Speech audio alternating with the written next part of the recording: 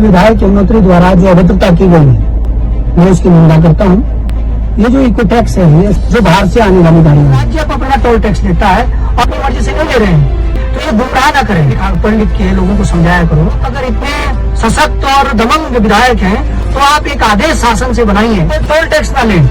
आप बिना तथ्य के लड़ने भिड़ने चले जाते हैं। आप बताइए चतुर्थ श्रेणी के कर्मचारियों से लड़ने का क्या औचित्य था? मोहम्मद गजनबी यहाँ आएगा और ना अतीक अहमद बनने दूंगा बड़कोट में किसी को। विधायक जी का अपना झामो बना, जबरदस्ती वहाँ लड़ाई करने जाना, तो हर बात पर विरोध करना। दीपक बिजलवान ने पानी के लिए पैसा दिया तो विरोध कर दो।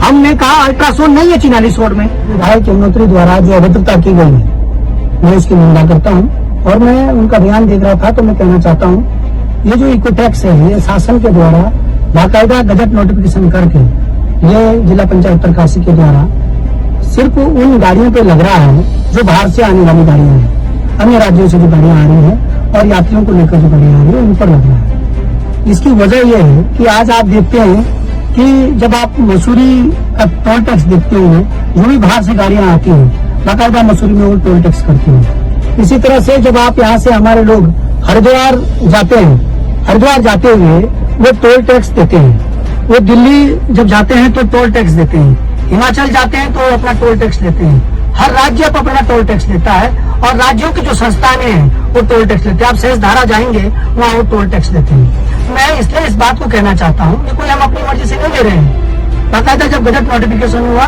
तब वो टोल टैक्स दिया जाता है और ये टोल टैक्स स्थानीय लोकल गाड़ियों से नहीं लिया जा रहा है कि लोकल गाड़ियों से लिया जा रहा है या कोई स्थानीय गाड़ियों से लिया जाएगा, उनसे नहीं लिया जाएगा। तो ये गुमराह ना करें कि यमुनोत्री विधानसभा में टोल टैक्स। मेरा विधायक जी आपसे निवेदन है, थोड़ा पढ़ लिख के लोगों को समझाया करो कि आखिर ये मामला है क्या। आप अगर इतने सशक्त और दमंग विधायक हैं तो आप एक आदेश शासन से बनाइए कि हमारी यमुनोत्री विधानसभा की जो जनता है जब हरिद्वार जाए, जब दिल्ली जाए, जब हिमाचल में जाए तो इनसे कोई टोल टैक्स ना लें। आप ऐसा आदेश बनाएं।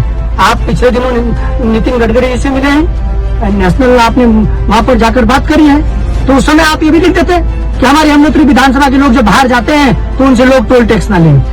तो आप गुमराह कर रहे हैं। दरअसल आपको दिक्कत यह है कि आपके अंदर एक झापूपना है जो मैं लोगों से कहता आया हूँ, लोग भी जानते हैं। आप बिना तथ्य के चीजों के साथ एकदम लड़ने भिड़ने चले जाते हैं। आप बताइए चतुर्थ श्रेणी के कर्मचारियों से लड़ने का क्या औचित्य था?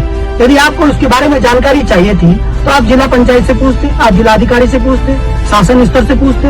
आप पूरी रिकॉर्ड मांगते। लड़ाई करने से क्या फायदा?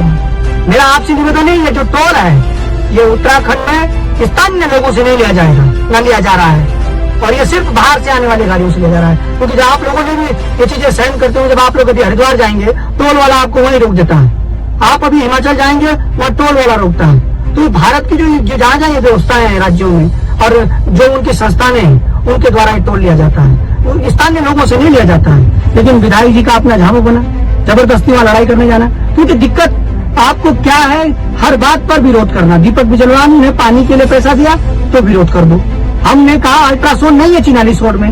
आप उस बात पर दबंगी दिखाए ना, आप लड़िए ना, वहाँ पर आप जाइए ना लड़ने, हम आपका साथ देंगे। आप बड़कोट में आज रिफर सेंटर बन रखा है हॉस्पिटल, आप उसको ठीक करिए।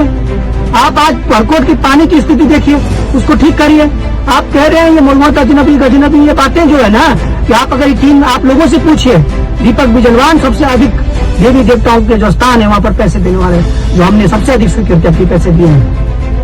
आप मोती भद्रकाली से मंदिर की बात करिए, आप मोल्डा में बात करिए, आप सारा उपराड़ी की बात करिए, आप कटेश्वर मंदिर की बात करिए। आप क्या बातें करते हो? आपके पास कोई तथ्य नहीं है। आपसे जनता परेशान है क्योंकि आपने इन 2-2.5 सालों में अभी तक जनहित में कोई कार्य नहीं किए हैं। आप वो अनर्गल बातें करते हैं। अगर आप तथ्यात्मक बातों पे करते तो आप कभी इस तरह की हरकत नहीं करते जो आपने कल की है। आपसे मेरा निवेदन है, आप अभी भी आप समझ जाइए क्योंकि आप जनहित के लिए बने हैं। आप रोधों के जो बने हो, जनता ने आप पे दया करके बनाया। आज जनता भी परेशान है कि किसको जिता दिया हमने, ये काम का ना काज का।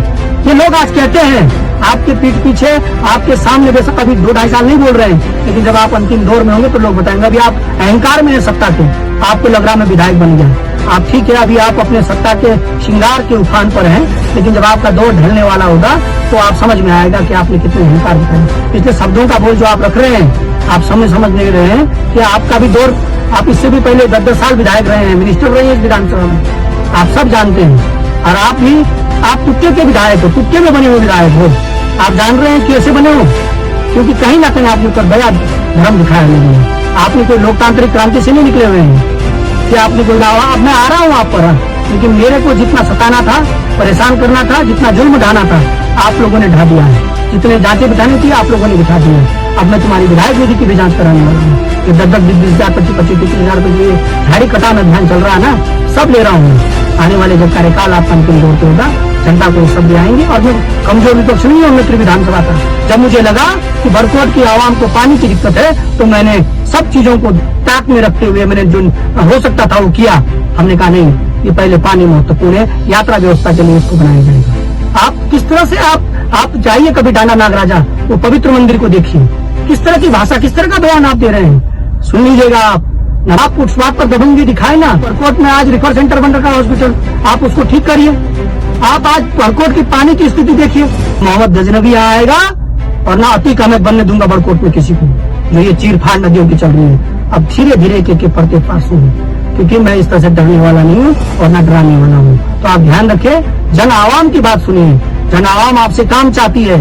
आप दीपक बिजलवान से लड़ लीजिए जिस बिंदु पे लड़ना होगा, लेकिन जनता आपके चक्कर में परेशान